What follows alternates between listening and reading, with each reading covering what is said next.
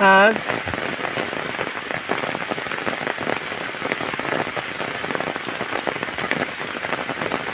16ই আষাঢ়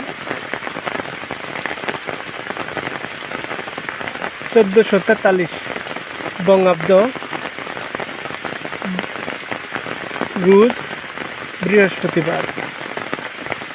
বুধবার।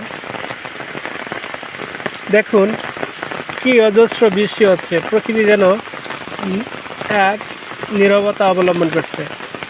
চতুর্দিক দিয়ে থমথম অবস্থা।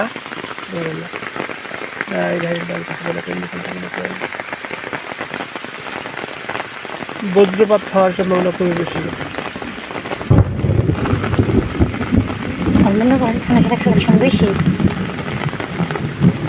তিনটি গরু ক্ষুধার তাড়নায় অজস্রভাবে ভিজছে এবং তাদের দেহ পূজারী হিসাবে ঘাস খাচ্ছে। দেখুন কি নিদারুণ কষ্ট তাদের।